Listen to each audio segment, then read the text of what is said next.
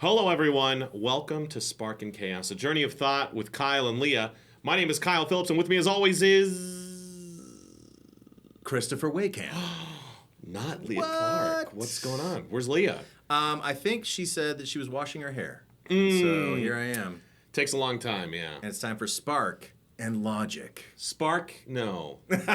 Spark and so not Spark and sleeping. Spark and Exhaustion. Spark and Exhaustion. Love it. So Leah, normally, obviously, we have Leah here, but she is indisposed washing her hair. She uses 8 different kinds of shampoo. I think that's then right. 16 different kinds of conditioner. Yes. So Chris decided to step in. He just showed up. It was weird. I was going to do it by myself, but I've just been waiting for Leah. And I've been moonlighting here as a janitor, and so I was kind of in the hallway, sort of just hoping that maybe I'd run into you, and it just worked out. Yeah, it was cool. Like it's a little late here.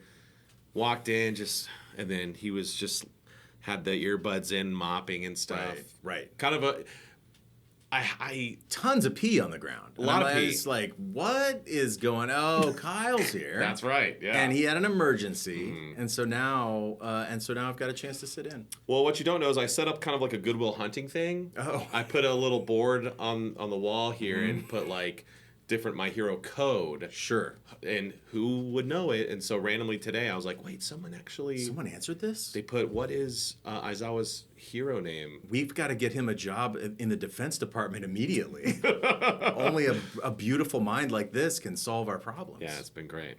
Yeah, we got Chris here today. Very excited. Yeah, welcome glad to be the here. podcast. Yeah, hey, glad to be here, man. All right, we just watched My Hero Season 3, Ep 8, From Iida to Midoriya. It's weird because neither of them were in the episode. I mean, they were, but were they? They died. It's sad. I'm sad about it. I'm sad, I guess. Well, they were, but you couldn't tell they were because they were disguised. Oh. They were in disguise. Ooh, we'll get to that. In this episode, the students deliberate rescuing Bakugo until eventually Kirishima, Todoroki, and Deku decide to go through with it. Iida and Momo join as well. The pros hold a press conference but lose the crowd. The villains try to recruit Bakugo. Today we have the usual show and tell, listener voicemail, My Hero fantasy results, and a special segment, 2 Truths and a Lie. I'm down. Let's clown. Let's start the episode.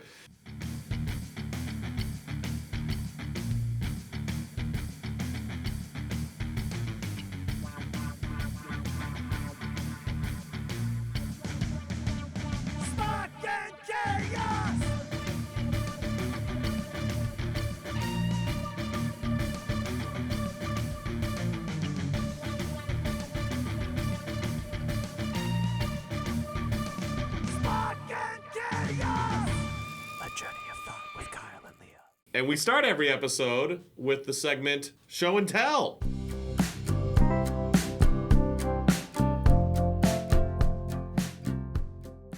So an amazing person who is a member of both of our communities, I believe, Jenzia, came and saw us at the con last weekend in Kansas City. And she knows how I feel about scarves due to my relationship with Aizawa.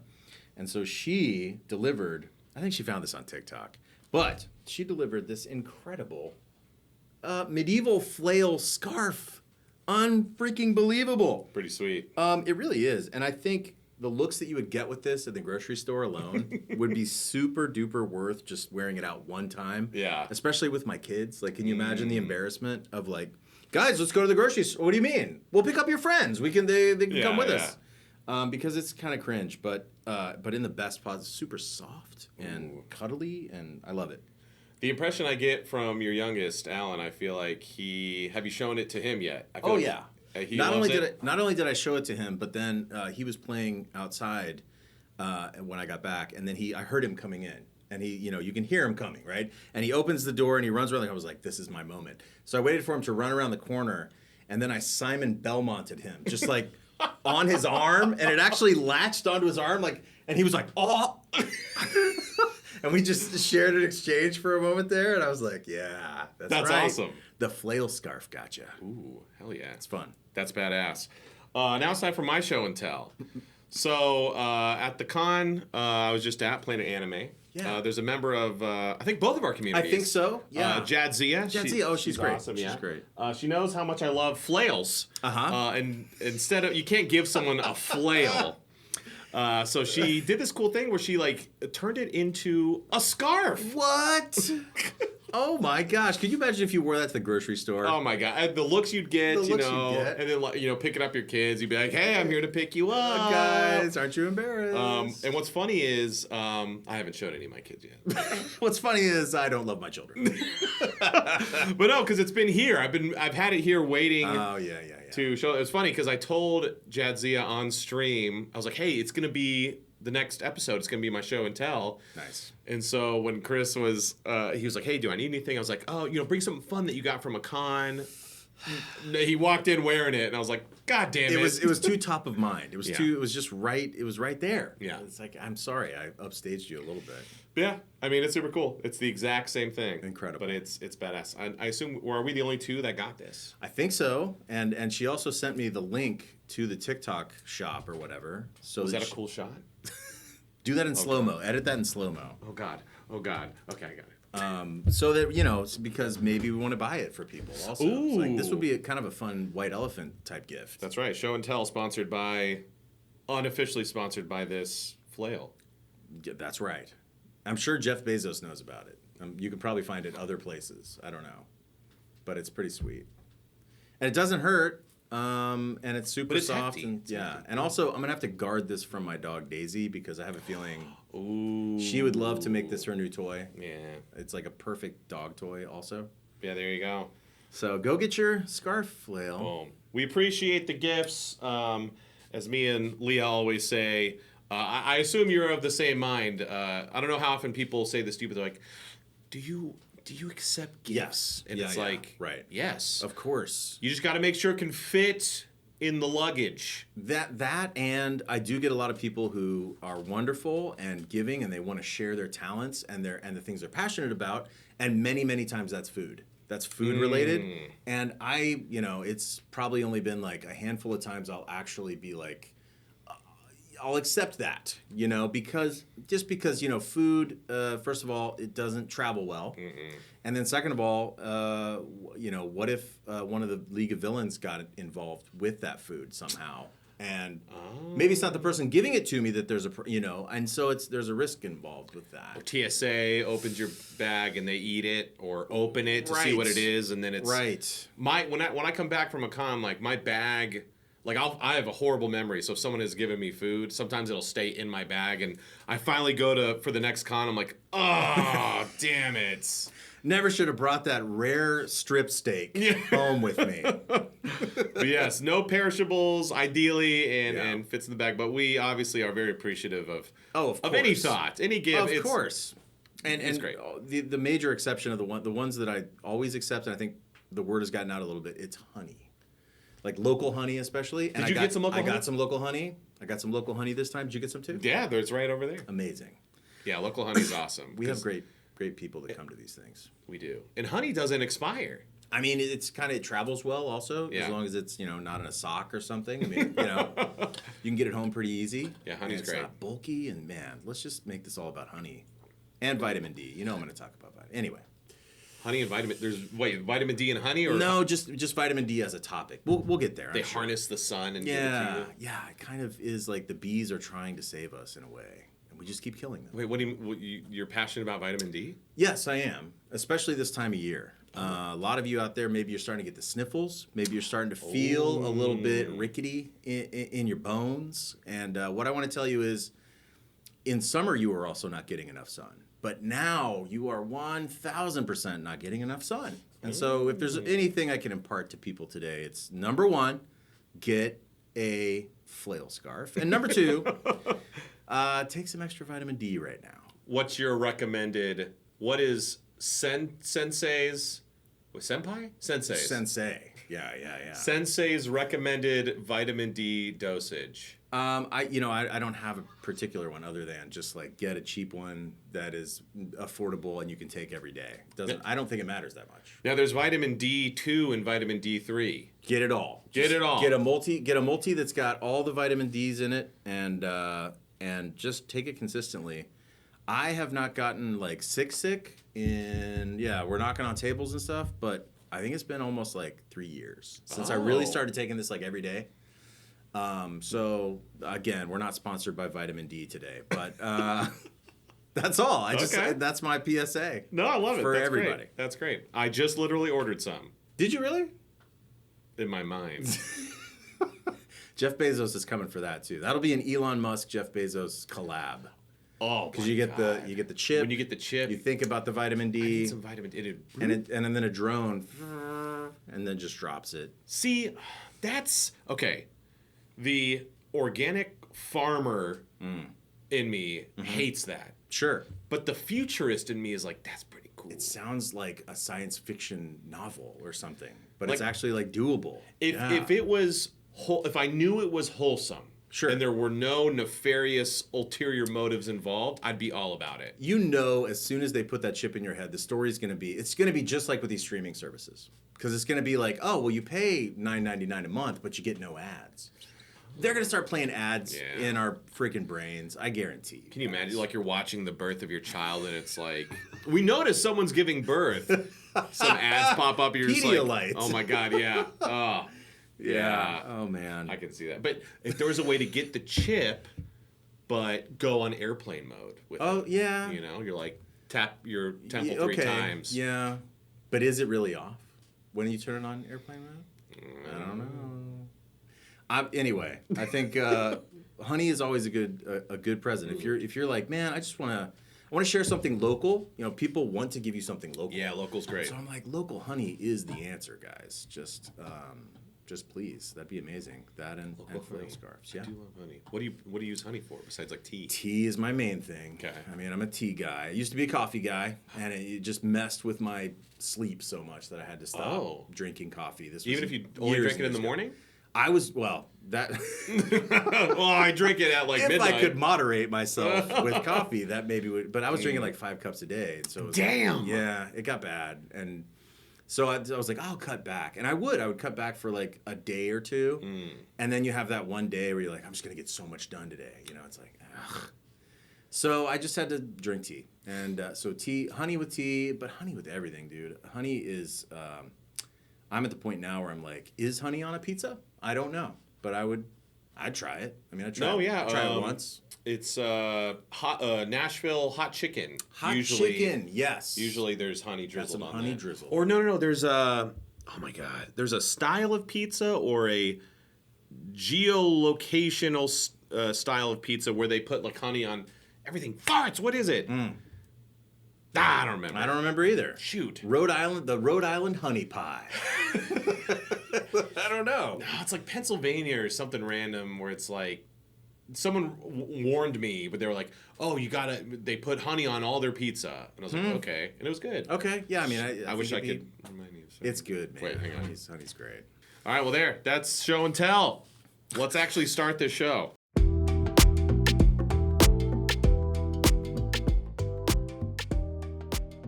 I'm going to kick things off with actually a correction. So this happens every once in a while where it's like, we're like, do you remember when this happened in the episode? That was so crazy or that was so dumb or whatever. And then later, Craig or someone in the comments will be like, that didn't happen. So in episode 47, so that was season 3, ep 6, we kept talking about how insane it was that Toga threw a knife and stuck Froppy to a tree by her tongue. Oh, yeah, it wasn't by her tongue. Oh. It was by her hair. Her hair. That would change the way that Monica would perform that, I would think, for a long, long time after. We talked for like 30 minutes about how, like, we're like, my God, like, how does she heal? Like, maybe her quirk, like, oh, that would be so painful. It's like, no, just her hair. It was her hair all along. Sorry. Anyway, so as every episode starts off, we got the whole little intro thing, the One Piece wealth, fame, and power speech from Deku. And then we got some recap as far as what happened in the last episode. And what happened was they're basically talking about how they want to go rescue Bakugo. And Deku is sad. Yep. He's just in bed crying in his hospital bed. And injured, as always. Injured with his weird Injured arms. as always, yes. Constantly injured. And Denki's wearing an Omega shirt? Yes. Denki's Is got, it Omega? I think it's Ohm. Isn't it the Ohm symbol? I guess it would make more sense because that's electricity. Electricity. Ohm's Law shirt. Hang on, let me... They seem to only be wearing shirts that are just like the most surface level indicator of their personalities. Like Sugar Man has a shirt that says sugar on it. Sugar. Oh, yeah, it is Ohm. Okay. Wait, then what's Omega? I think it's a full circle. I don't think it's got like that, like the... No, look. Is Omega. it the same thing? Oh, it is the same thing. Ohm and Omega. There you go. Okay. I don't think it's Ohm then at all. Why would he have Omega? I don't know. Because he's just like the most elite. He's so... He's the beginning and the end. That's Ohm. Oh, wait, what's that though? That's Ohm. Maybe you're right. It's Ohm, dude. Okay. Can't be Omega. But it is Omega, but it can't be Omega. You know what I'm saying? Omega. Omega. Yeah, so they're all talking about it, and they're real nervous about it, and they're like, "Come on, we can do it." Whatever. Deku's sad, and I would say they're more than nervous about it. Kirishima's not. They're a lot more than nervous about it. And I was kind of like surprised how sad and depressing it was in the beginning of the episode. Also, like it was just like the one strength that seems to always be consistent about my hero. And we'll get to this as we talk about the episode. But to me, it's like the pacing is so good, And so it's interesting when you watch an episode. Obviously, I've seen all of these episodes already, but I haven't seen it in a long time. And the whole first part of the episode, I was just like, man, this is really depressing. And like, but then, how do they balance that out? We go to like one of the funniest moments maybe in the whole show. So that's true. Yeah, that's one of the things I've commented on a number of times is I didn't realize how, like, the pacing is good, despite, this season especially, a lot of recap. I guess that's just a thing, is you just get used to recap in anime. How far into season 3 is this? You know what I mean? Like, is this like episode... 6. Oh, or no, it's episode 8. Oh, this is pretty deep then. This is pretty deep in. It's 25 eps, I think. In season 3? Yeah. No. Yeah, 25 eps. Are you serious? Yeah. Wow. I didn't remember that. Yeah, they go. I thought it was way shorter. They go to the. It starts off with the summer camp.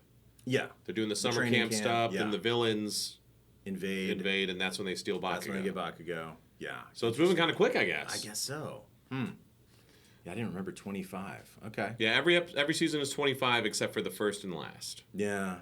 That's sad. Well, what's weird though too is like sometimes I wish it should have been 7 seasons, and the first season should have been 25. Yeah, because of the way where the season 1 ended with the USJ attack, and it was like USJ attack, and then they're like, oh, the villains, and then it just ends. Right. And then it goes into the sports festival. Yeah. I feel like that all should have been season 1. That would have been an epic season 1. And then season 2 starts with Stain.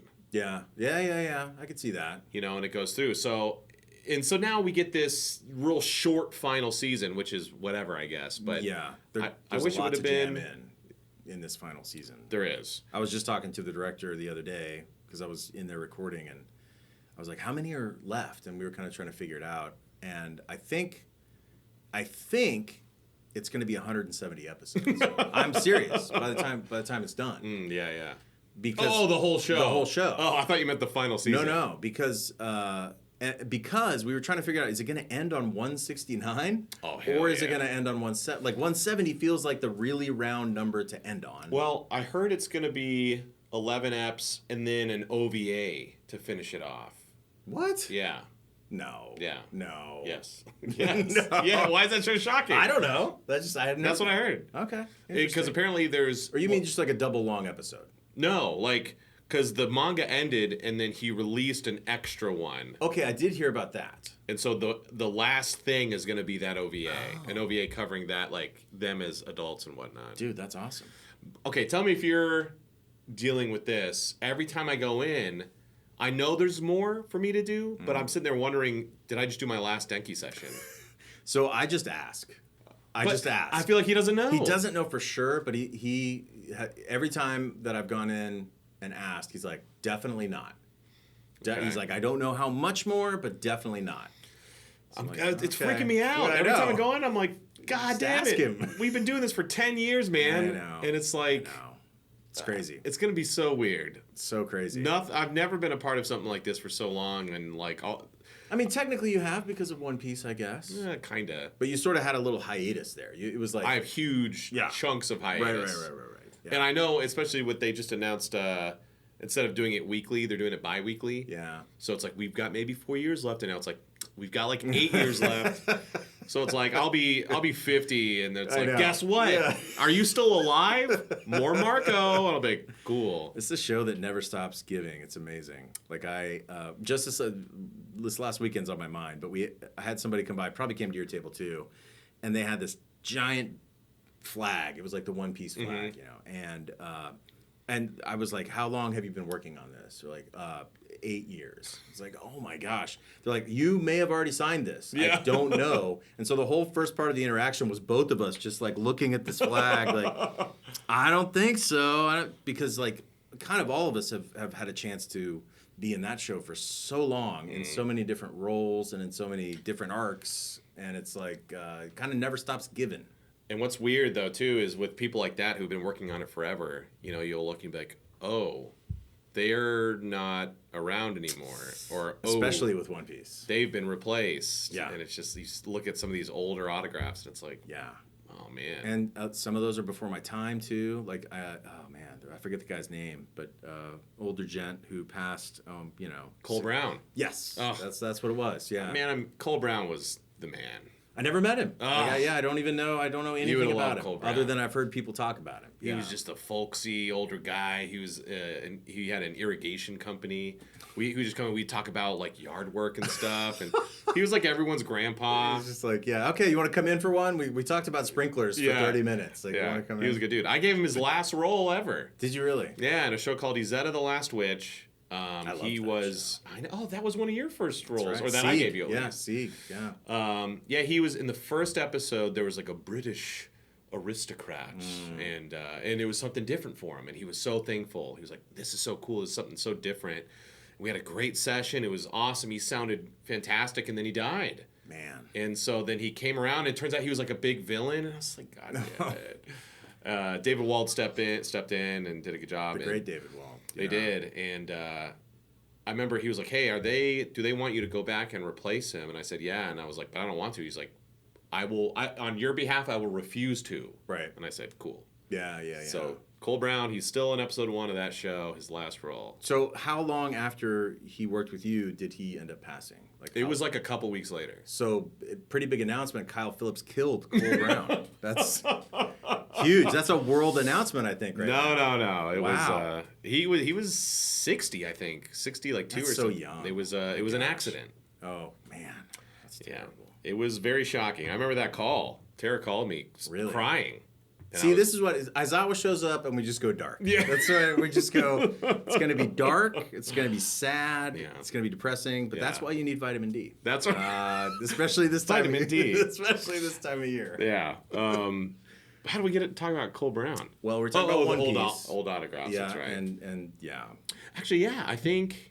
So I won't be surprised when you're 50 and you're still creeping around doing Marco. Yeah, that'll be great. Not be shocked. And actually, it'll be more spot on because Marco's like 48, I think. Like right now? Canonically, yeah. Oh, okay. So I'll be even more age appropriate for him. Perfect. When he pops in. So. It'll be interesting to see what happens to your voice though, because your voice is so I'm already teen. Is it happening? Yeah, because I used to for Denki, even in the old days, I didn't change my voice at all. And now I have to like get up to him a little bit. Really? Yeah. Okay. Yeah. And I just had a role come back for that Kakoriku.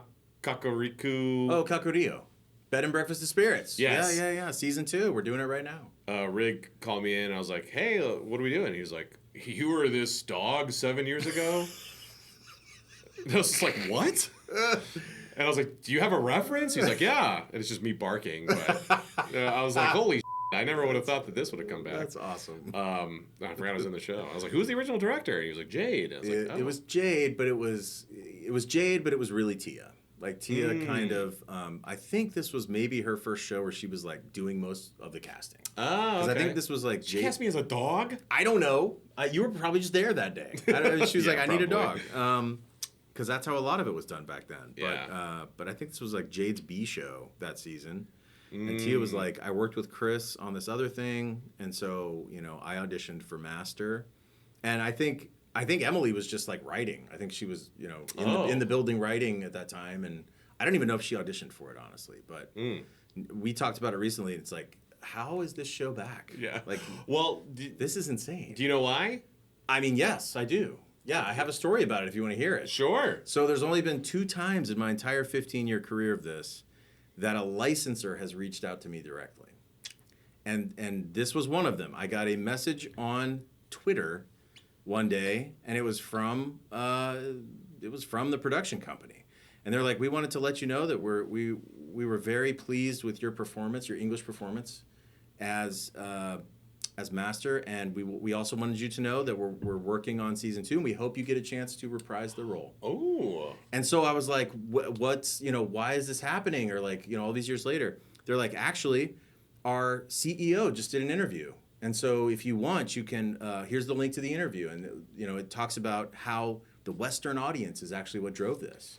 And so sure enough, I click on this link, and it's like this guy, the CEO at the time. I don't know if he still is, but basically explaining that it was the insane Western audience that just are cult fans of the show, to the point that essentially they were able to justify the production for a season 2 based on that. The dub did so well and this show did so well that we think we need to do a season 2. 7 years later. Wow. So that's insane. And gives a lot of hope to people. If there's some show that you love that you think is never going to happen again, like, it can happen. Yeah. It can absolutely, if you make enough noise, if you leave enough comments, if you bother enough production companies, like, it could happen. You heard it here, folks. Infinite Dendrogram fans. Oh, dang. That was Jade too, wasn't it? No, that was Tabitha. Oh, that was Tabitha. But that had some hype behind it, but then COVID killed it. Dang it. We took like a 6-month break dubbing that show. Oh, that's right. You were a lead in that, weren't you? I sure was. I played some guy with a big cowboy hat or something. Wow. I don't my remember brain, his name. You said big, and I was like, okay. Guess we're going there. But yeah, no, Rig, he said basically the dub reaction in the West, like, prompted a second season. So that's pretty cool. You should be proud. That's awesome. It's crazy. I'm happy. I mean, because if you're going to get contacted by a licensor, usually I would think that'd be bad news. But yeah, it worked out. Oh, but to tie it back into what kicked off this tangent was talking about voice changing. Mm-hmm. So, Toilet Bound Hanako-kun, I don't know if you're in that. I'm not. That's Briner, though, right? It's Briner. I play one of his friends, Yoku. Okay. And so I was casting that who knows how long ago when I could do, and so he's like a middle schooler. Oh boy. And so I'm like really, I'm like up here, and I could do it no problem, but it's like, whew. I come in, it's like, if it's like a morning session, I'm like, hey, what are we doing? Toilet Bound. All right, here we go, Trying to clear out these pipes. Yeah, let me get a reference going, and so it's always interesting when that happens. I feel like that happens more. It used to be like every single show you ever worked on was 12 eps, and it was gone forever. And maybe never seen again, just on a DVD somewhere. Yeah. And that was it. Yeah. Yeah. And now I guess that's maybe the lone benefit of streaming is like people are discovering or can more easily discover those older shows. Absolutely. And it prompts a resurgence out of nowhere. Absolutely. So that's that's the cool. thing. It's like the fans should have more hope now than really at any time ever. Because, there's a chance for all these shows to come back. Pretty cool. Insane. Pretty sweet. But anyway, so they're in the hospital room. Mm-hmm. They're in the hospital room, and they're just like, we're gonna go do it. The rules. But we're not going to go do it. Oh, that's right. Iida shows up, and he's like, we can't do this, guys, because it's not just about Bakugo. It's about all of us. It's about breaking the rules. Yeah. We can't, breaking the rules. He has those chompy flaps. He's like, and everybody's sweating Everyone's so much. sweating. So many sweat drops Yeah. in the whole first half of this episode. There's no air conditioning in hospitals in Japan. Did Oh, you know? that's what it is. Yeah. Okay, gotcha. Yeah, that's pretty cool. Yeah, that is cool. But so Momo created a tracker and had some random Class B dude stick it on the Nomu. Right. And created the tracking receiver, right. which she gave to All Might in the last episode. Out of her fat. Out of her lipids. Yes. She's just slamming burgers. Gotta get the grease. What a great quirk. It's pretty sweet. Yeah. It's like, would you rather have fat gum or that? I think I'd rather have that. I don't know who Fat Gum is. I mean, I know that's who right. he is, but I don't either. It's funny, right before we did the Patreon pre-watch, Chris is like, I've seen the whole show. I was like, oh. So it's fine. We have a segment. I'm just trying not to spoil anybody and failing is what I'm doing. Yeah. No, it's good. It's good. So Kirishima and Todoroki are going to convince Momo to make another tracking device. Yes. So that they can go off on their own. And so is she going to do it? We don't know. Cuts to later that night.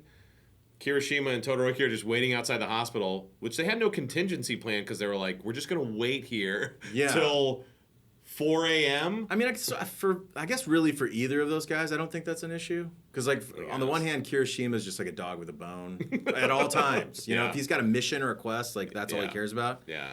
And then Todoroki's just kind of oblivious, you know? Yeah. He's just like, we're at a hospital. I don't know. That's all I know. I mean, just like...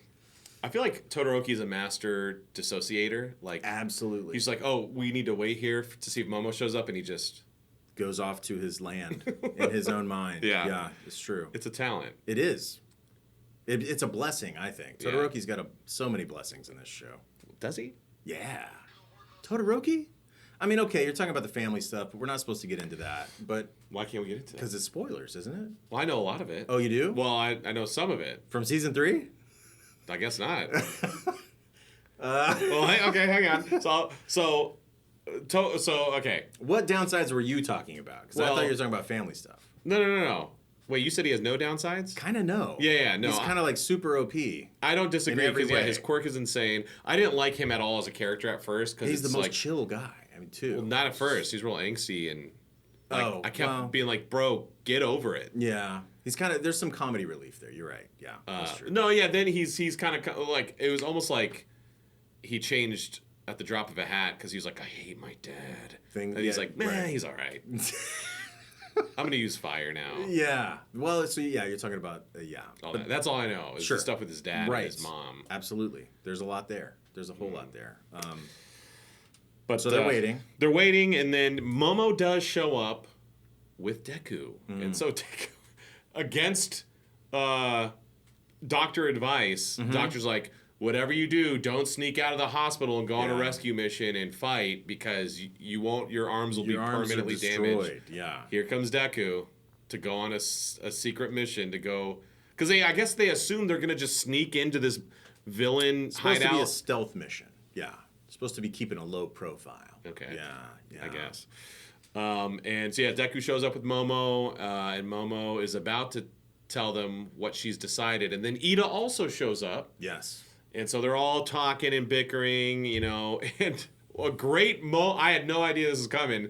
Iida punches Deku in the face. I mean, doesn't hold back at all. It was great. Like. Yeah, just like absolutely right cross and just, and Deku is just like, this is just a Tuesday. I'm getting my face rocked again. This is just another day. I gotta say, props to Deku, because if I was in that situation, like I'm trying to think, when I was in high school, who would have been the Iida person? If I'm like, hey man, like we're gonna do this, here's why, and he punched me in the face, that would have been it. Right. Like I would have been like, listen man, like I get it. Like you just punched me in the face? Like that would have been a fight. Yeah. But Deku's just like, I get it. Yeah. And it's funny too that Iida, despite that extreme show of disagreement, is still just like, all right, we'll do it. Yeah. So Momo decides, she's like, yes, here, I've made a tracking device. I'll join you, but I want to make sure it stays a stealth mission. And Iida's like, I'm coming with you, but if there's any fighting, we're bailing.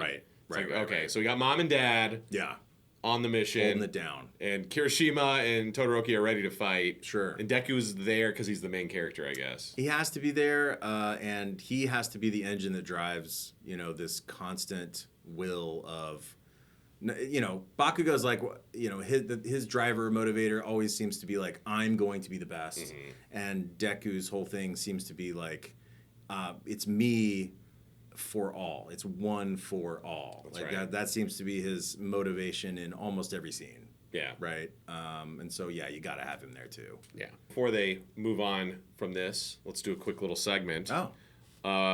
Let's do listener voicemail. Oh, boy.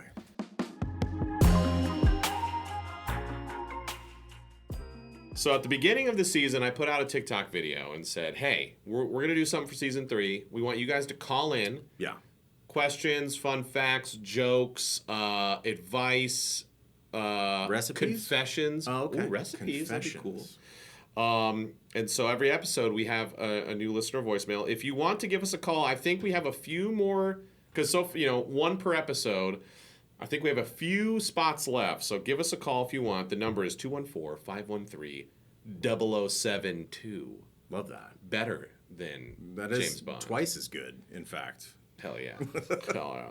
So give us a call, leave a voicemail. Make sure you leave your name or username or whatever so we can call you something. Don't leave your own phone number. We had to bleep that out during an episode because someone was like, call me back, and they left their numbers like, no. Instead of that, just tell us how many international units of vitamin D you take.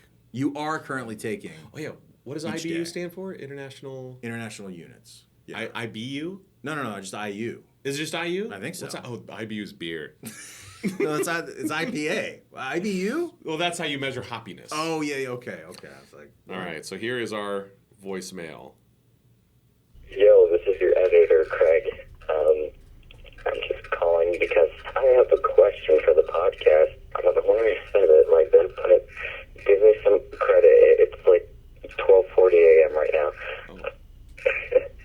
Because of this just happening to me, what is one of the ways that you deal with flight delays, and how do you manage it, other than screaming at people and punching everything in sight? Good luck. Thank you. How do you, okay, so yeah, this is a good question for us because we fly delays. A lot. Yeah, true. Yeah. How do you deal with flight delays?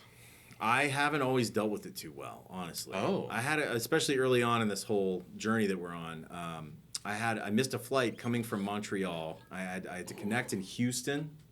And what? I know. And my Montreal to Houston to Dallas? Yes. I know. I know. These were darker times. And yeah, my flight was delayed in Montreal. So, of course, that meant that I missed my flight. I was going to miss my flight in Houston. What did I do? I jumped off running. I was the guy running through the airport that day. Got all the way, and I was like, I made it. Got all the way to the terminal. I made it. And the door's still open. And so I get up to the counter, and I was like, I just barely made it. My flight was late. She goes, I'm sorry, sir. We are closing the door right now, and I'm sorry you didn't make it. I was like, no, I'm here. The door's open, and I just lost. I lost my patience a little bit with this poor woman. And here's what I did. As I was walking away, because I got to go try to find a hotel room, or I'm sleeping in the airport, or I don't know what. It's like 11:30 at night, and I'm walking away, and there's this big sign. They have those signs that are sort of like you get off the plane, and it's like, get our credit card or whatever. Yeah. There's a sign, and as I was walking away, I just and I just pushed this sign over. Oh. And the airport's pretty much empty. There's just a couple people, here at this, and as soon as I did it, I kind of turned around, and they were both just looking at me, and I was just hastily leaned down, sheepishly picked up the sign and picked it back up. My better nature took over. Oh, no. But I did have that little lash out. So don't do that, because that was embarrassing and stupid. Yeah. I guess what I do now is I just expect it. Yeah. I'm just this is definitely going to happen multiple times this year. And so I'm going to have to visit the airport bar. Yeah. And I'm just going to have to turn it into the rage that fuels my acting, there you go. You just fill up the tank. Oh my gosh. I have a very similar story. Actually, me and Leah were doing a con in Virginia, Richmond, I think. And so one way to avoid this is always pay the extra amount to not connect. Right. Delays are not as big of a deal if you're not connecting. But the only way to get to Richmond, Virginia from DFW was to connect. So way back, it was Richmond to Philly to DFW. And of course, delayed from Richmond to Philly. It was going to be tight, and that window is getting tighter. Right. We're on the plane. We take off. We're going to have 15 minutes, you know. And so we land. Here we go. And I am cursed. I always have the longest taxis of all time. So we land. I'm like, here we go. And like, we've already alerted everyone. Like, hey, me and her we have 10 minutes. Yeah. So we're like ready.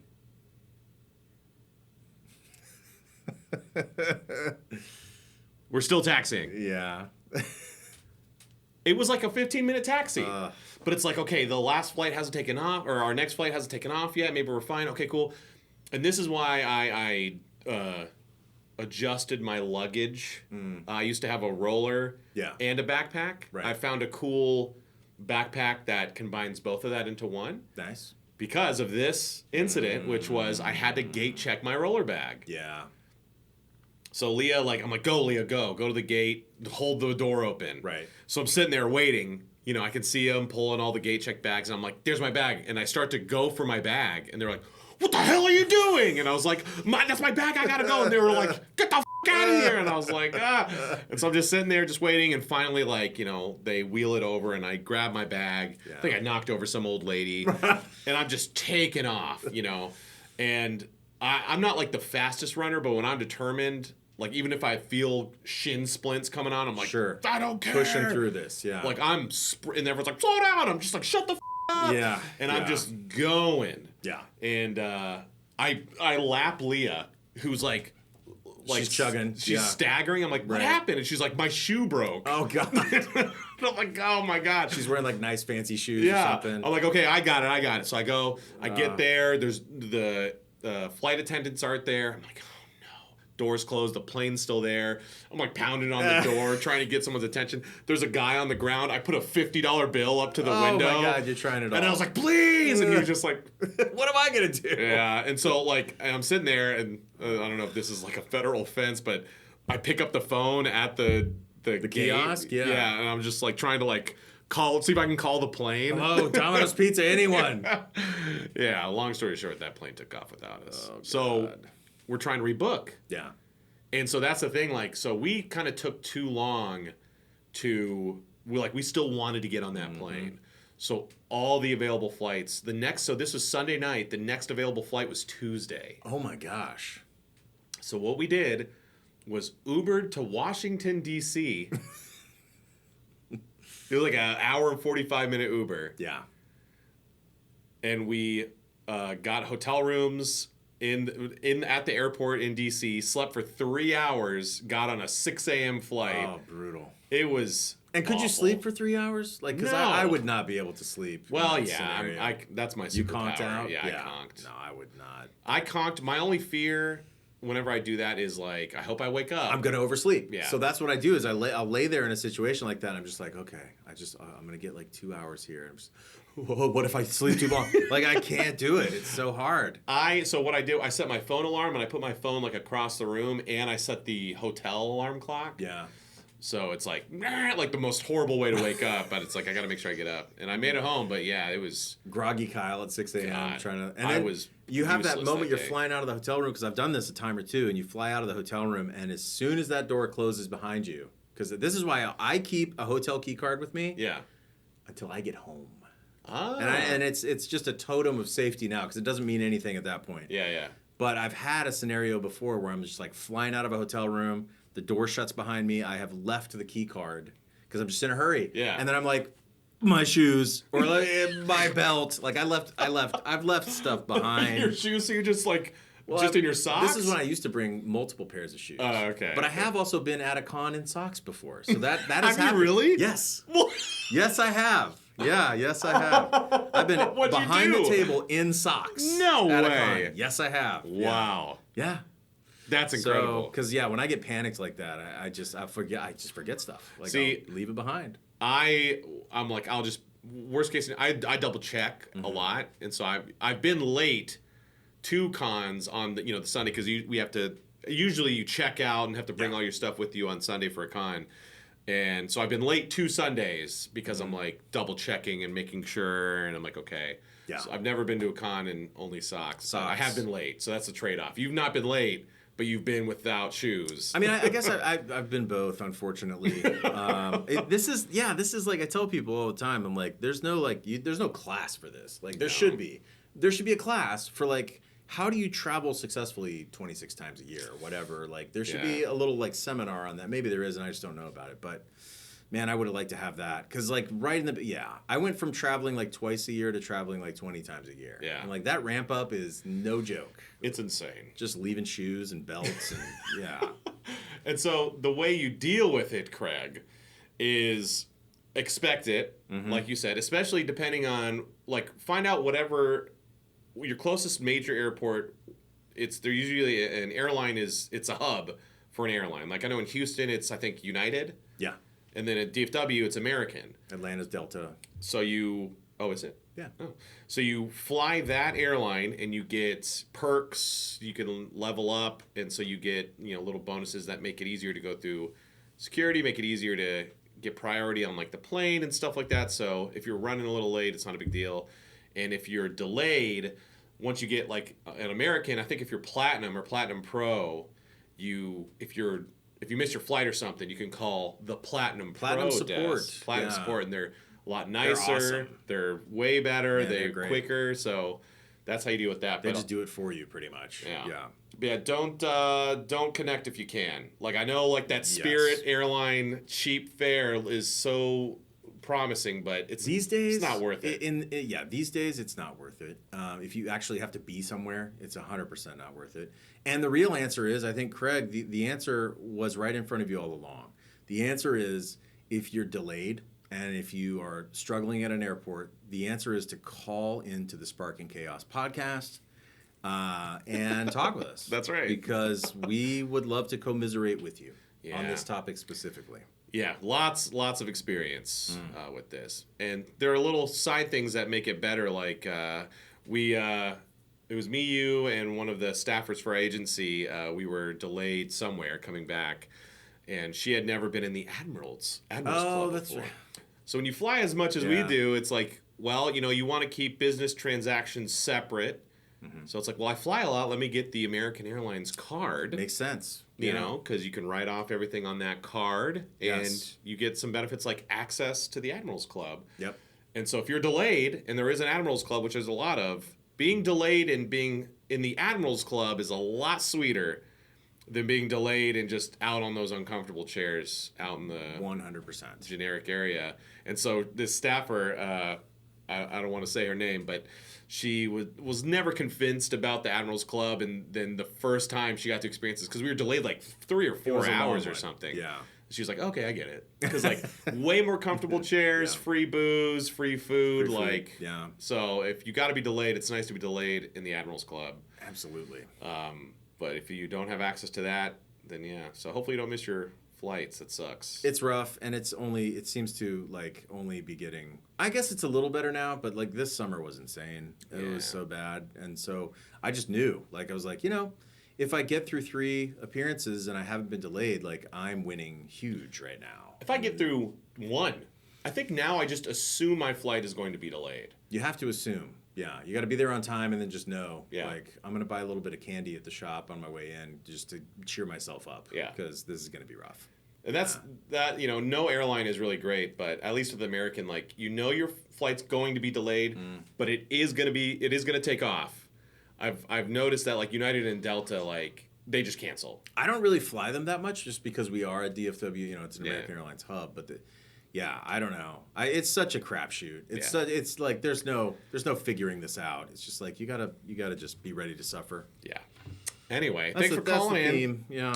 Thanks for calling in. Hopefully that helps, and for anyone listening, and you deal with that, hopefully that was helpful.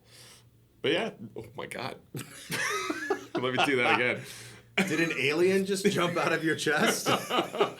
But yeah, so if you want to call in, we haven't gotten any, as far as I know, I haven't gone through all the voicemails, but I don't think we have any confessions yet. Oh. I want a confession. Wow. You don't have to use your real name, but I want someone to confess something.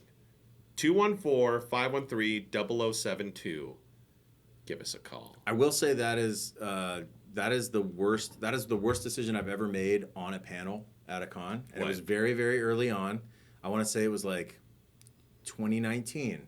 I was at a con, I'm not going to say which one it was, and I was on a panel with two people that I really enjoyed being on a panel with, and I had an idea. I had a really fun idea. Here was my fun idea. I was like, we're going to answer your questions. We're happy to talk about it, but we want to ask you some questions too. And so, let's just, you guys tell the craziest stories that tell the craziest stories from your lives. Like if you come up and ask us a question, also end that question by, telling us a crazy story from your life. Keep it short, And it started very innocently. Okay. Very innocently. And then we had a guy get up and tell us a story that I guess because the statute of limitations was expired on it, like he didn't feel like there was any risk, but told us a harrowing story of something that he did that, I don't want to go into all the details of it right now, but awful. Like, so if you're going to send a confession, please make sure it's like something that isn't going to implicate you in a crime or either of us, Leah in a crime, because all of us on the panel just kind of looked at each other and we were like, this was a bad idea. This was a really bad idea. Like it was a crime? He confessed to a crime? 100%. Yes. Confessed to a really graphic, heinous crime. Oh my God. In front of a room. And he's just like, oh, he was. Anyway, thanks for answering my question. question. It was like he'd been waiting for this moment his whole life. Oh my God. It was amazing. He unburdening himself in front of strangers like that. And we were just like, well, anyway, back to talking about the show. Oh my God. Yeah, intense. That's crazy. It was. Anyway, back to the show.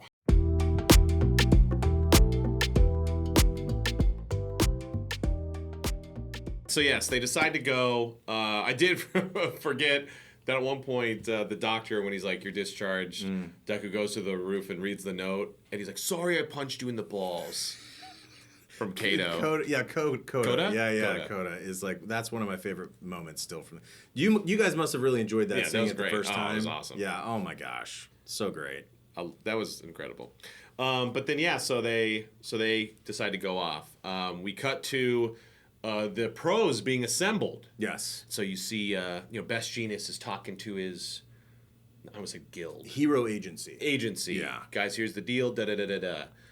We see Ed Shot jumping. We see Gang Orca walking. And we see Kamui Woods and Mount Lady driving in their Ford Focus. Yes, the economy coupe that they're in together. Just stuck in traffic. We got to get to this meeting. God damn it. It's like, couldn't you just turn giant and walk there? He's basically Spider-Man, too. Yeah. Kamui Woods could just, like, you would think, swing through the streets or whatever. Yeah, but he has a reserved parking spot. Like, he wants to take advantage of it. And he's probably like, hey. I will say, I don't want to be that guy. I don't want to be the Homer for my hero today. Okay. But I will say, that's just another one of those little detail moments where you go, this world building is so fun. Yes. It's so fun every time. I'm like, despite the characters, despite what you may think about them or whatever, like this world that's been created is so interesting and fun to me. This is probably like the fifth time I've said this, but you haven't heard it yet. So sorry, listeners and viewers. But one of my favorite moments, and it was like, that's when it kind of clicked. I was like, man, there has been a lot of these little moments. But I think it was early season 2, and All Might is like, hey, Deku, I want to talk to you in my office. Mm-hmm. And so he's sitting there, and he makes some tea, and they're talking, and you can feel All Might, like he's not drinking the tea I made him. And then so they're talking back and forth, and Deku's like really like, hey, I don't know if I can do it or whatever. And then he just goes, your tea's getting cold. Just that little moment. Of course, Sabbath delivered it perfectly. Yeah. And it's like, that's so funny because I feel like no other anime would bring attention to that. Because so Horikoshi's sitting there and he's drawing this and writing this and be like, oh, I haven't drawn Deku drinking his tea yet. That All Might made him. I think All Might would notice that. Yeah. And so, and there's little stuff like that sprinkled everywhere. All throughout. It does a really good job of world building. It's probably my favorite part of My Hero is those little moments. Those moments really bring me back. It is great. But yeah, so they have a whole meeting with the cop dude, Alexander. Sukauchi. Yeah. Is that his name? Alejandro Saab. Skoochie. Scoochie, there you go. Scoochie. Yes, they meet with Scoochie. Yeah. And so, I don't know if this, don't tell me, but so it seems like Kirishima and all them, they're going on their mission. And I think they got a head start. Yes, they did. They're going on a little rescue mission. They've assembled the pros.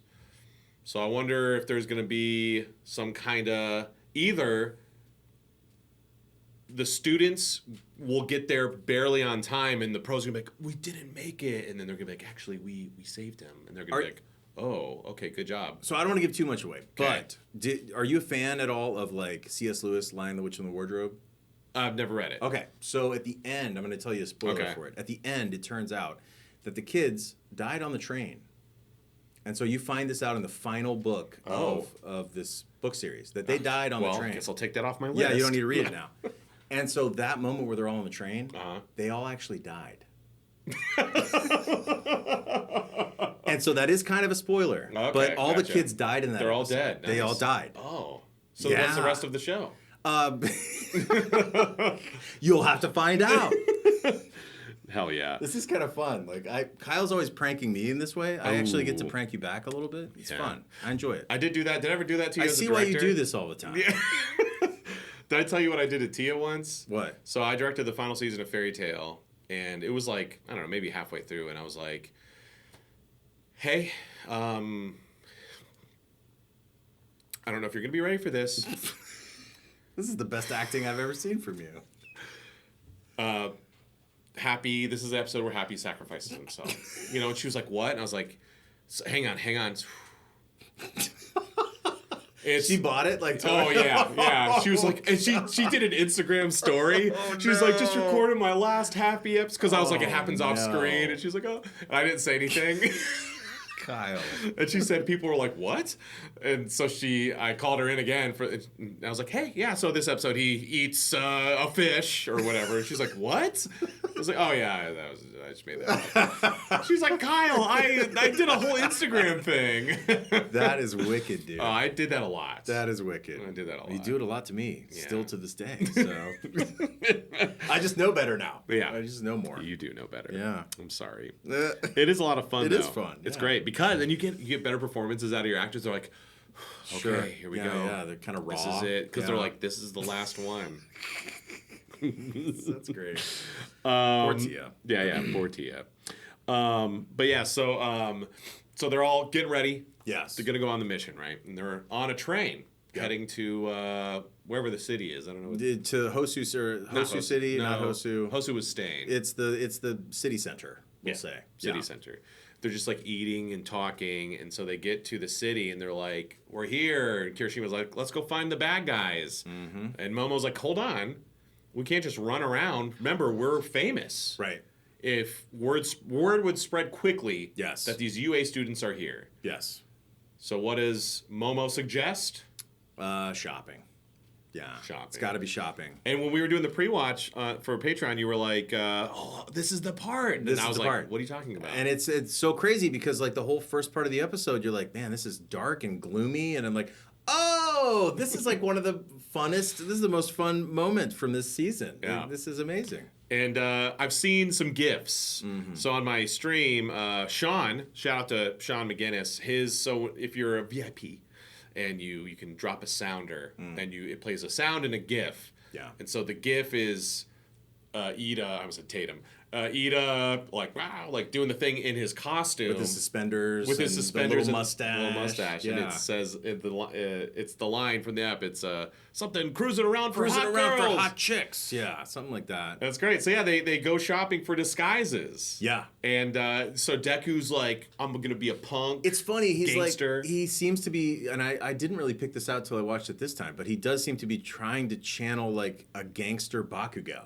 Like he's trying to be like mean and tough, like trying to be like almost that Bakugo energy, which is hilarious. He drops a line. Does he say, "I'm walking here," or he drops a line from a movie? Walking here, something like that. Yeah, I don't remember, but yeah, it was something. I was like, "Oh, that's that from Taxi Driver. Taxi whatever. Driver, yeah. Yeah, Iida looks like a dapper bartender guy. He looks like an emo guy or something. Yeah, he's like Something kind of like like that. straight edge. Or a hipster. It would be a hipster. Like a hipster, yeah. Are hipsters still a thing? I don't know. I don't think hipsters exist anymore. I think they do, but they're just not hipsters anymore. Now I think they're like, what's the thing now? I don't know.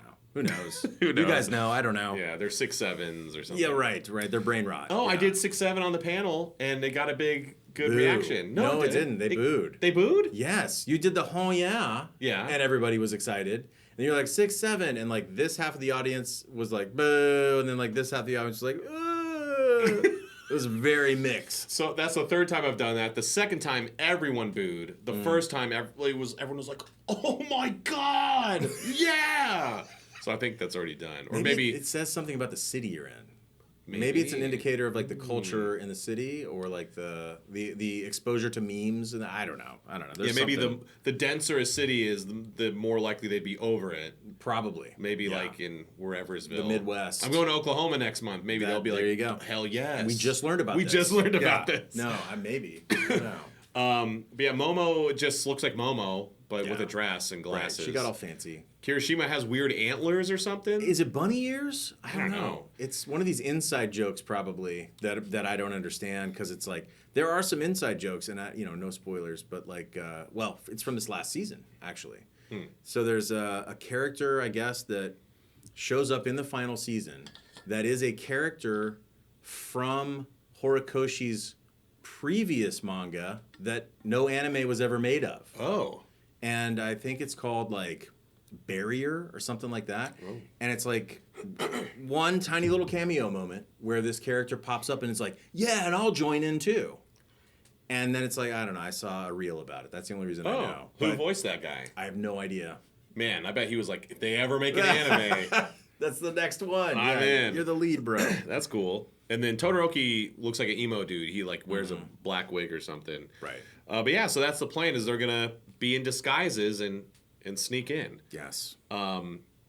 But yeah, so Hilariously. they mentioned, or I think Kirishima is like, why don't you just make us these costumes? And she's like, Right. well, we have to make sure we The local economy. which Yeah. it's like, she's right. I guess. But also, like, I think there's extenuating circumstances. Of course. It's not like you're making a line of clothing. You're breaking every possible rule to be there at all. Yeah. And then, like, share her some sort of, civic duty that Yeah. she feels. That's funny. Yeah. But it was a good moment, a funny moment. I'd seen, like I said, Iida, and I've also seen the gif of, like, Deku being, like, Yeah. all right. in your face. Yeah. But I didn't know the context. It's great. Like, this happened to me season 2. So this was, it got spoiled for me, who won the sports festival. Oh, yeah. I knew Bakugo won because I had seen the gif of him being restrained. But yeah. I was like, okay, I know he wins. Right. Why is he restrained? I never knew that. Right. Before we get to the last bit, we're gonna do a segment starring Chris, who knows what happens. Yes. Because he's watched the show. Normally this would be 2 truths and a lie, but we're gonna switch it up. 1 truth and 2 lies.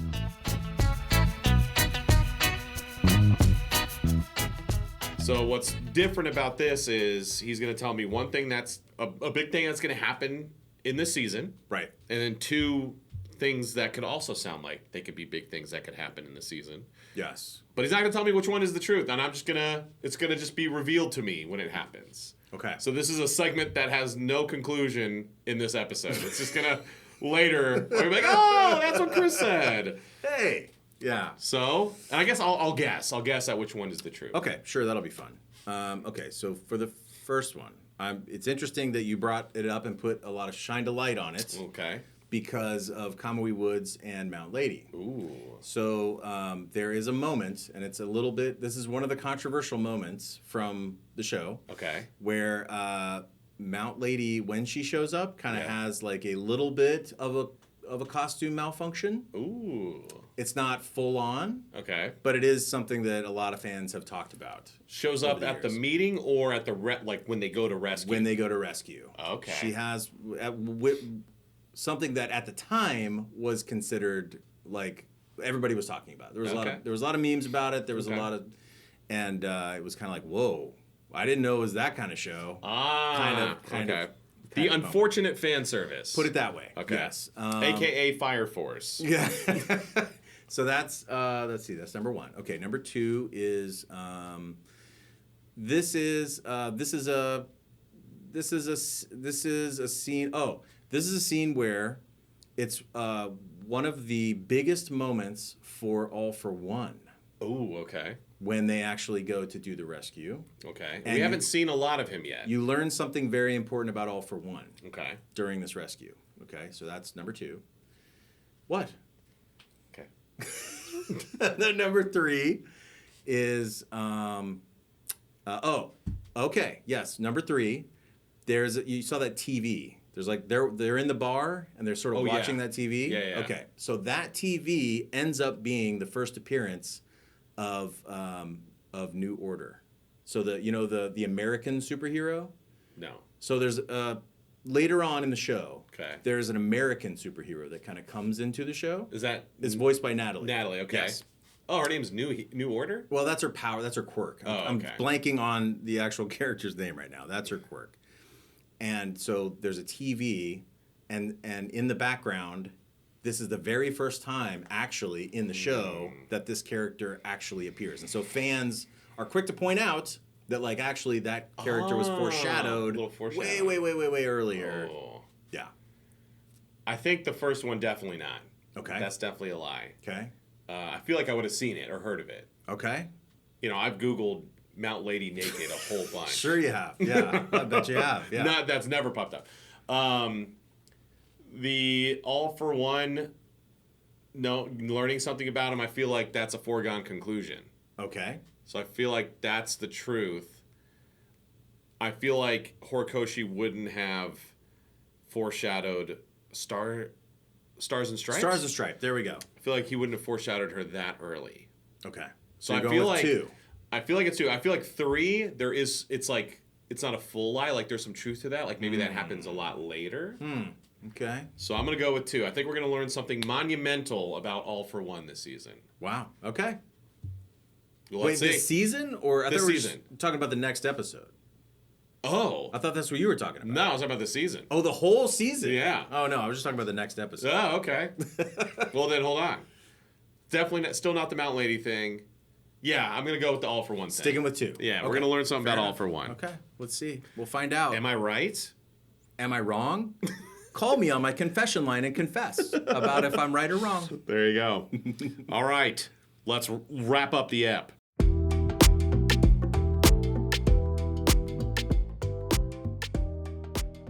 Basically, the last scene, unless I'm missing something or forgot something, is we cut to the bar. The villains in the bar. Well, you're missing Aizawa, and that's a real shame. Oh my God, that's right. It's a real shame. That's a real shame that you did that. That's what I said. Oh yeah, so they've got their costumes on. Yes, and all of a sudden a giant TV starts. And it newscast. shows Stars and Stripes up there. It shows Aizawa up Yeah. there. And we see him getting roasted by the media as he has been basically trotted out to take the blame for this situation. Yeah. I just realized I think it's in the closing for this season, the first half of this season, you see combed hair Aizawa, but this is the first time we actually see him, right? Yeah, I mean, he's like, he took a shower and stuff.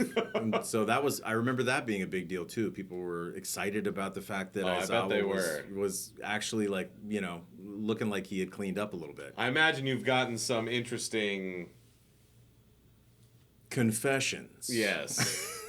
Yeah, sure, of course, yeah. Do you have any prints of cleaned up Aizawa? I used to have one that was like a group print, and it was like it wasn't like an officially like licensed print or anything like that, but it was him in like a suit, sort of jacket and tie, and then he's also wearing like pink sweatpants. Because there is another scene later where he shows up in pink sweatpants. So what? It was like, yes. No, this is a lie. That is not a lie. That was the fourth lie. That is 100% not a lie. Like he's ready to do a press conference and like COVID times. Horikoshi drew him in pink sweatpants in one of these scenes, and so it was like combination of him in the suit top with the. Yeah, I mean the heart wants what it wants. I don't. I can see that. I don't yuck anybody's yum.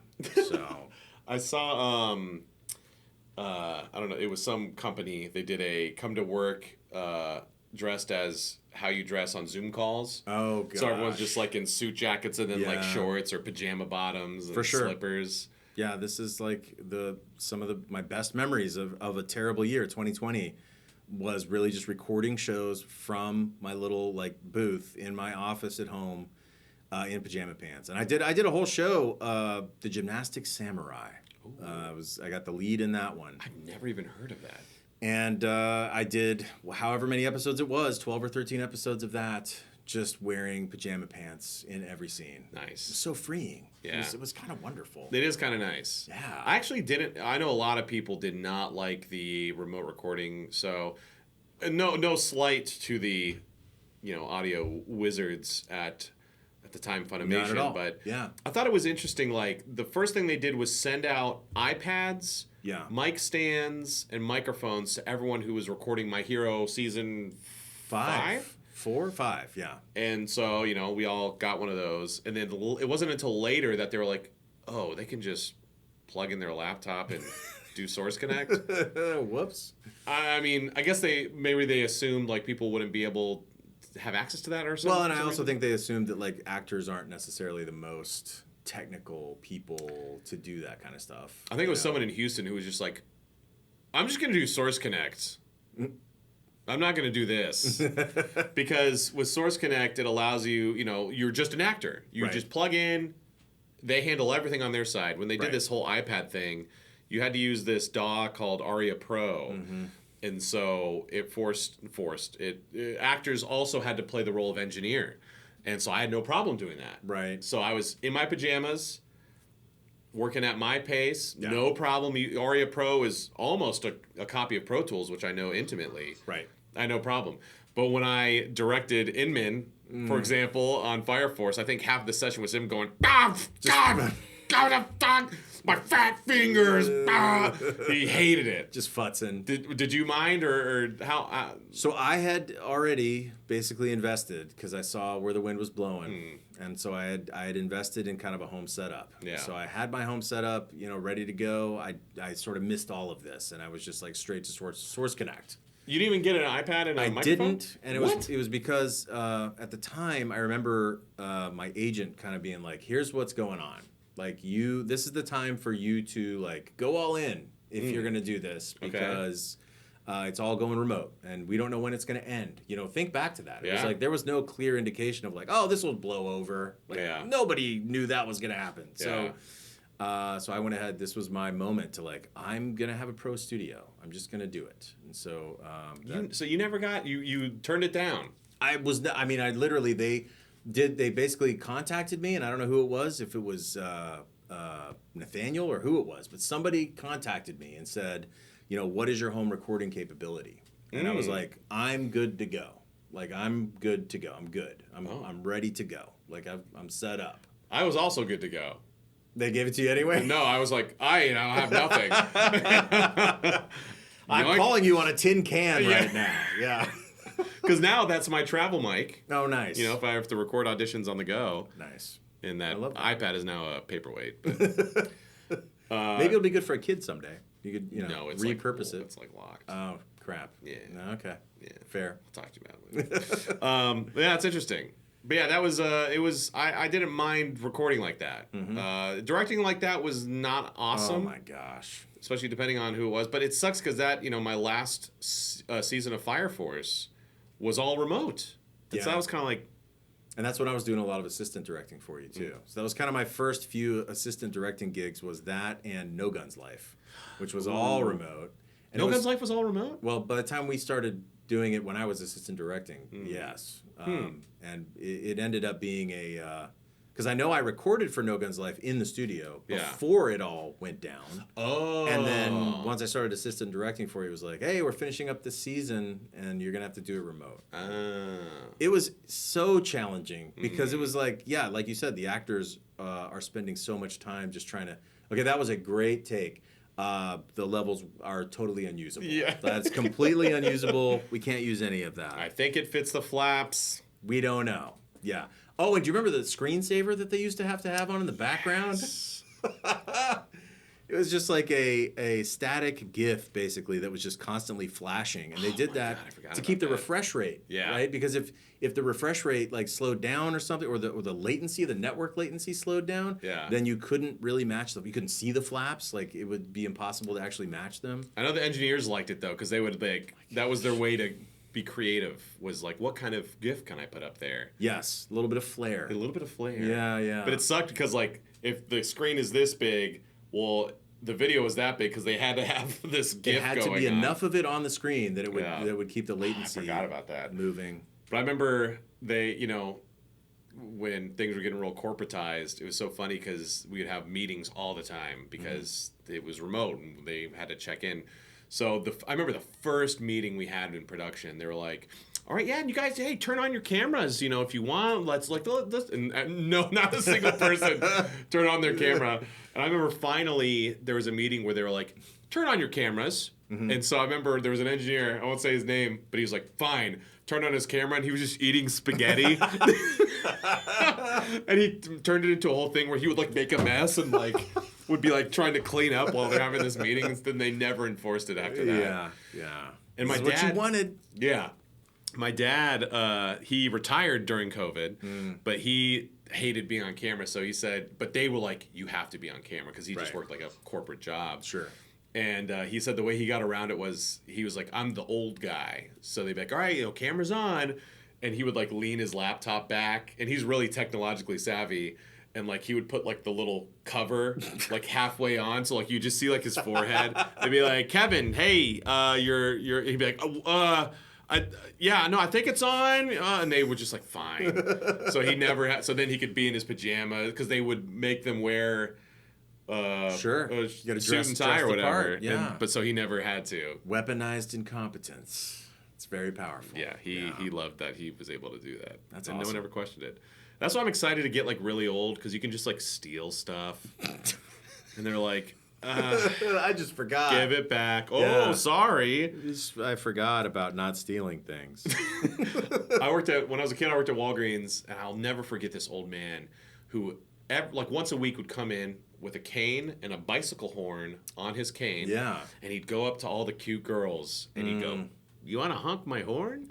And they'd be like, and he'd give them a piece of candy. And it's like, this dude, who knows what's going on. Finding his little joys in life, yeah, for sure. It's like he probably then, like, when he walked out the door, like, threw his cane to the side and just, like, walked off, He's Kaiser Soze. Yeah. Or what was that movie with Officer Doofus? Oh, yeah. Remember? Scream? No. It was the parody of Scream. Was it? Yeah. Officer Doofy. Not Doofy, Doofus. yeah. It was the parody of Scream. What was that called? And then, like, at the end, he takes off his mustache. Scary movie. Yeah. That's what, I imagine that's what this old man did. Living his freaking dream. Oh, yeah. Bakugo. God, how do we get on that? What were we talking about? Yeah, well, so I told you as we were watching it, and patrons will know that I did reveal to Kyle accidentally that Bakugo does join the villains and that Mina almost dies in the process. That's crazy. I totally believe this. Yeah, I can tell by the way that you said that. But yeah, so they're in the bar. Bakugo's restrained, and me and Leah have noticed that the villains call each other by their full names for some reason. Mm-hmm. So that's a benefit to Bakugo if he joins the villains, is they'll refer to him by his full name. Yeah, I guess. And they did. Shigaraki was like, hello, Katsuki Bakugo. Katsuki Bakugo. Which is, I don't know why they use their full names. Like, every time Portal Dude always calls him Tomura Shigaraki. Yeah, they're sort of, they've got that sort of like militant, they're comrades in arms kind of thing going on, I guess is what that is. I don't know. Yeah. When you have when it's all chaos and you have no rules, like you have to have rules about just like stupid things, maybe. Yeah. Maybe that's what it is. Yeah.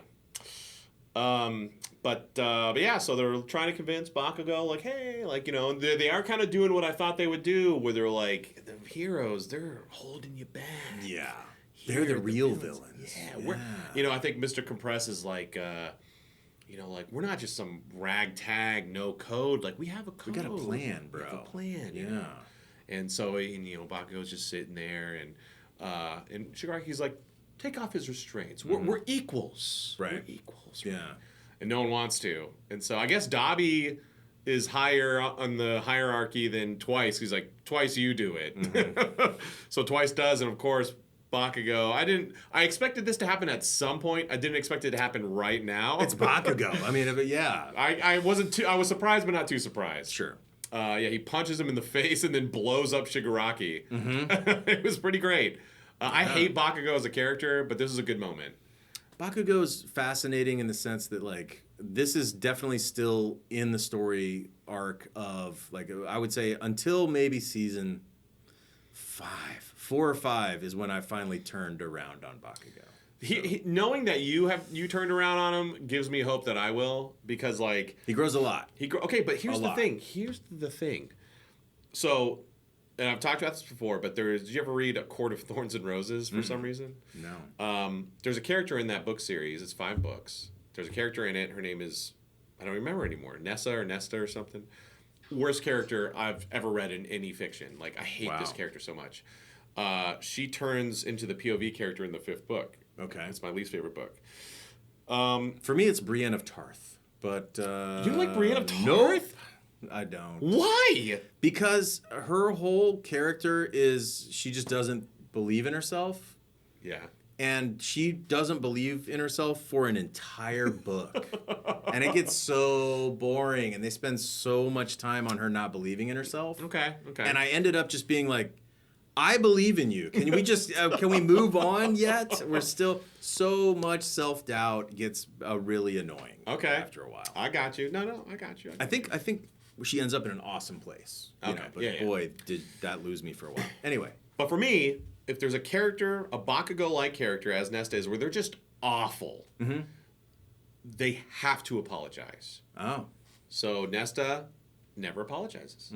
But everyone's like, but she turned over. No, she's the worst. That's all I need from Bakugo. I just need him to apologize. Now, does he have to say the words, or could he do it through his actions? He has to say the words. Okay. He has to say, hey, man, I've learned a lot. Sorry for all that stuff I pulled. Sorry I told you to kill yourself. But don't actions speak louder than words? I'd have to see what the action is. I don't want to spoil anything. Yeah, don't spoil. But here's where you saying that you changed your opinion on him, that's good to hear. But remember, he's been the #1 most popular character since the 2nd popularity poll. Really? Yes. I thought he was through all of them. Well, the first one he was like 4th or 5th. Oh, okay. Yeah, he's been like #1 almost the entire time. Even when, like, I assume the 2nd popularity poll is around season 2. Right. I was like, what? Why? Yeah. He's awful. Yeah. Anyway. But have you noticed the kind of guys that most girls are attracted to? That's true. That's all I'm going to say about that. That's true. I mean, he has funny moments, and there are moments where, like, I get why maybe people could, but I'm not quick to forgive like that. I get it. The other stuff. I get it. Like, when Bakugo got kidnapped, he was like, don't come after me or whatever. And he loses his mind, and it's like, bro, he told you to kill yourself, then your life's work, he blew up? Yeah. And you're just like, oh, now he's your best friend? This dude actively hates you? Yeah. And you're like, that's my best friend. Yeah, it's a little delusional. It is. But Delulu. It is a little Delulu for Deku. But I will also say that we're in season 3. Yeah. And still in season 3, as of right now, Deku is fatherless. Yeah. He is a fatherless character. Yeah. He has a mother that he really is a total outcast in this world. He has no quirk. In a world of people with powers and quirks, he is the least safe person in his whole class, maybe. Yeah. And then he's got a mom who, every little boy wants to protect their mom, wants to make their mom proud. And here he has this kid who is everything he's not. Yeah. Everything he's not. He's confident, he's powerful. And yeah, he's abusive and he's toxic. But he backs all of that up. He has all the power to back all of that up. And so from Deku's point of view, it absolutely makes sense to me that he's going to glom onto this kid as like his role model in a way. He doesn't have a he doesn't have a strong father to be a role model. I'm not saying it's right. I'm just saying I understand. Oh, God. But yeah. Anyway, so yeah, Bakugo breaks out, blows up Shigaraki, whose hand falls off of his face, and he looks at it and goes, Father. He has a moment. And then the episode ends. And it's a big hint. Yeah. Big hint. So, I don't know. You know what that is. Yeah. I don't. Either Bakugo did or said something that reminded him of his dad, or that's his dad's hand, which is weird. I mean, you know, there's a lot of things about Shigaraki that sort of like lead you to believe he probably doesn't shop from like the LL Bean catalog. You know, like I think he's a little bit of an odd duck. Yeah. You know. Yeah. And it's so fascinating to see why. It's going to be cool for you to go on that journey. I'm excited. Yeah. I'm excited. All right, we're going to end the episode as we do every ep this season with the My Hero Fantasy results.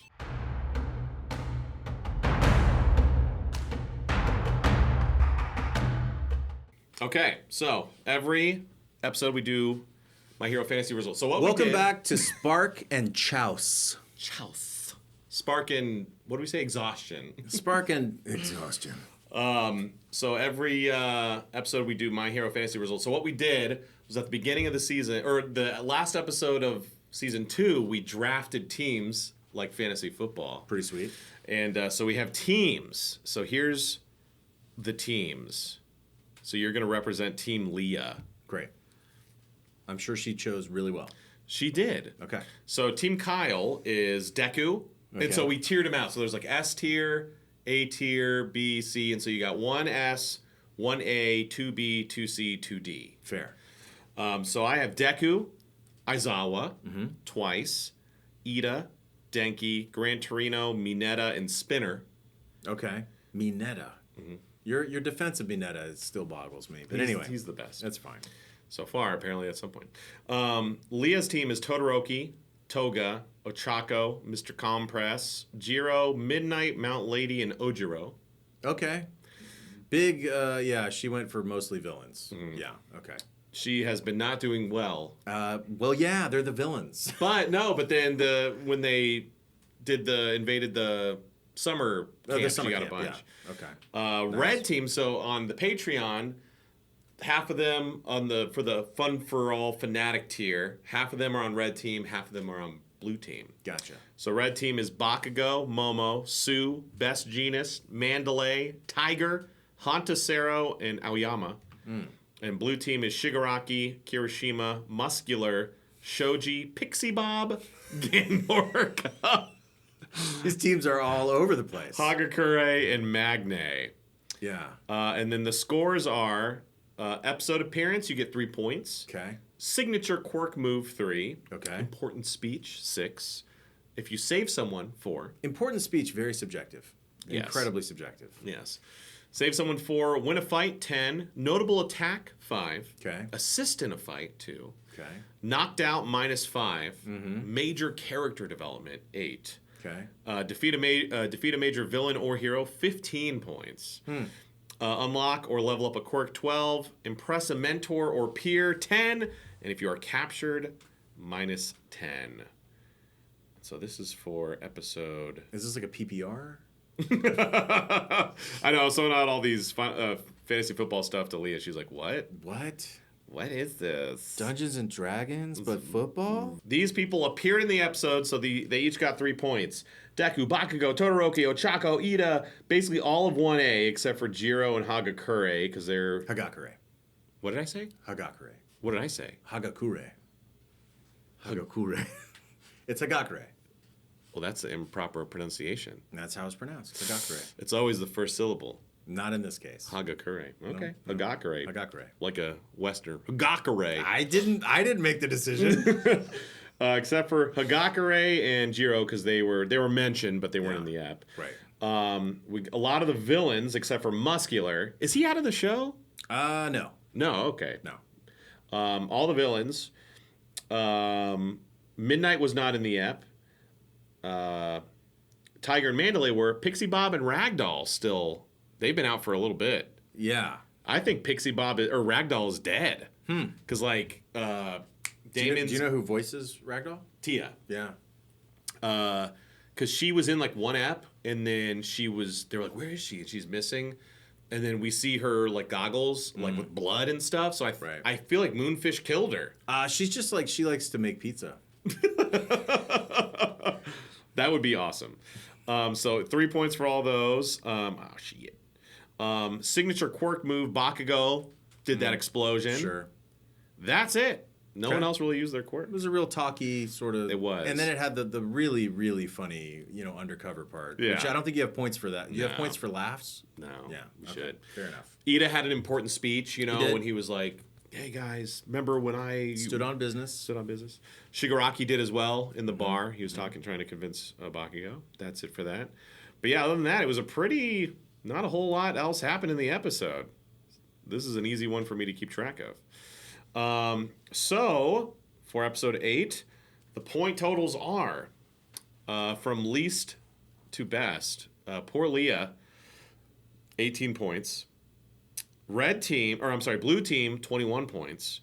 Red team, 27, 30 points. Yeah, I mean, I feel like you have cheated as you always do in games. I cheat in no game except for Monopoly. So somehow you ended up with the protagonist of the show. Well, so here's what we did. So, it's like we did a snake draft. So Yeah, we yeah, flipped a coin. I picked first.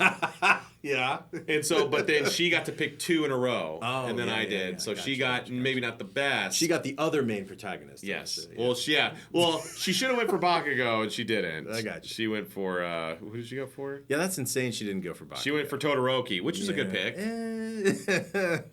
Bakugo, you're right. That would have been the move. Yeah. But yeah, she went villain heavy because she loves the villains. It makes sense. Go with your heart. But yeah, so that's our totals for the ep. But so far, our season totals, I have 292 points. Mm-hmm.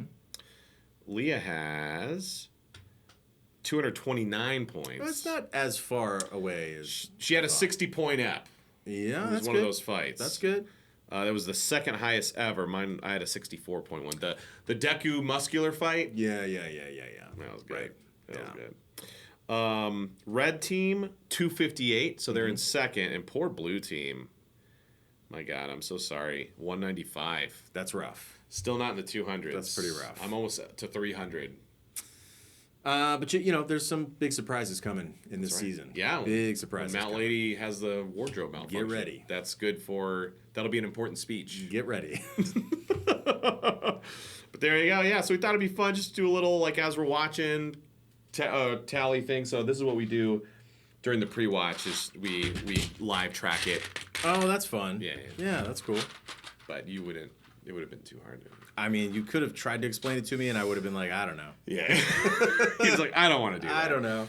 But yeah, so there you go. We'll keep track of that. Let us know what you guys think, and if you're on red team or blue team, commiserate with your teammates, your fellows. But yeah, that is the episode. Excellent. I'm excited to see the rescuing. Yes. It's weird because I feel like this should take 5 or 6 eps, but I feel like it's going to take an ep. Well, I mean, you said 25 episodes in this season. In the season, yeah. So you kind of have to ask yourself, where do we go from here? That's a lot of episodes left. So I do know bits and pieces of what happens based on me recording. So season 3, I know at some point Denki gets his shooter, I think, in this episode for May. So they obviously go back to the school and probably do some more training or something. I would say the thing. Well, I mean, it's been so long since I've watched these. But No, with the other school. Oh, this is the season when Denki becomes your favorite character. oh, Because he bails out. Well, I don't want to say, but he has a lot of good moments. Oh, and he's on my team. It's gonna be a good app. That's that. Okay, really so it's stack the deck here. what is that? Hisakai? Shie Hasaikai. Shie Hasaikai, right? That's Matt Shipman's guys in that school. No, Oh. Shie Hasaikai is the criminal organization that Oh. that Kellen's character. Oh, is no, that's season 4. But you're talking about the licensing. The licensing stuff, I think, does happen in this season. Yeah, I Okay. think so. I think this season is the one where Aizawa has his amazing roast of Ms. Joke, which is always my favorite line, where she's like, marry me, Eraserhead, and he's like, being married to you would be an actual nightmare. Hell yeah. Amazing. Oh, I think I told you on our panel in Playing Anime, but we just got to the stompy stomp stomp. Oh, we yes, got to that this- part yeah, when he yeah. stomps the That out of was the, so much fun. and Denki was like, "Hey, I think you got him, man." You got him. But yeah, that was great.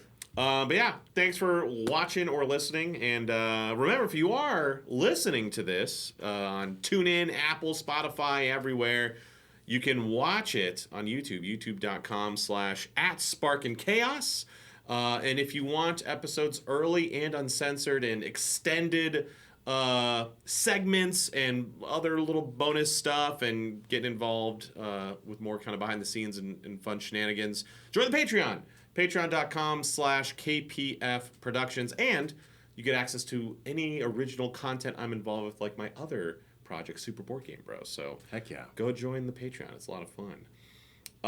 Where can the good people find you in person and online? I don't have. I'm done for the year. When it comes to cons. So I'm here at home for the rest of the year. But keep your eyes open on Crunchyroll because, we've got the final season, and I just recorded some things that I think are going to make a lot of people really, really happy. Ooh. So get ready for that over the next 4 or 5 weeks, and then I think it's over. I've got some cool media appearances coming up soon, so you can follow me on Instagram at Chris Wehkamp. That's probably the best place to see just about everything. Nice. Yeah. Thanks for having me, man. Yeah. And please make sure you take some vitamin D. Just stop. You don't have to talk to your doctor about it. Just go get some cheap vitamin D. It's going to make all the difference for you. Cheap vitamin D. Cheap vitamin D. I'm Kyle Phillips Fun everywhere, primarily Instagram, but also like TikTok, YouTube, and not Blue Sky. Blue Sky's dead. It's gone. I was never there. I took one look at that and I was like, I cannot add another social network. It's just, I can't do it. It's gone. But join the Discord. I have a Discord, discord.gg/Kyle Phillips Fun. I'm always in there hanging out, playing games and any kind of news or thing that happens. I usually go to Discord. Discord's probably my favorite social media platform, or the one I use the most, I'd say. I don't even think of it as a social media platform. I know. Honestly, like it's its own thing. It is its own thing for sure. But yeah, go hang out in there, and it's kind of the headquarters for everything I do. And then in person, December 12th through the 14th, my final appearance of the year, I will be in Oklahoma City. Let's go. For Anime 405. I'm excited. It's my first con in Oklahoma in like 4 years. Heck yeah, dude. And I have a lot of family there, so we're going to bring the Kara's coming, bringing the kids. We're going to do a whole family thing. It's going to be cool. That's awesome. Come out and driving? Check it out. Probably. That's awesome. I don't want to fly with 6 of us. I would drive, yeah. We're going to drive. We make that drive every couple months, so Heck it's no big deal for us. January 16th through 18th, I'll be at a con in Albuquerque. I'm going to go ahead and assume it's announced. I don't know if it is or not. Actually, I won't. No. Well, I'll be in Albuquerque. Keep an eye out on socials. But I am announced for Big Charlotte Anime, January 23rd through 25th. And I believe you're going to that, too. I'm going to that, too. There you go. Yeah. Come, I'll create a print just for this episode. Let's go. To go. Just me asleep on the table, exhausted, and you just like shining with electricity. Yeah, hell yeah. It's going to be great. But yeah, appreciate you guys. And we will see you next week with, let's say, Dave Matrenga. Hey, why not? Instead of Leah. No. Leah will be back for the next episode. But yeah, go give her some love. And we will see you guys next week. Spark? And chouse. And exhaustion. Out.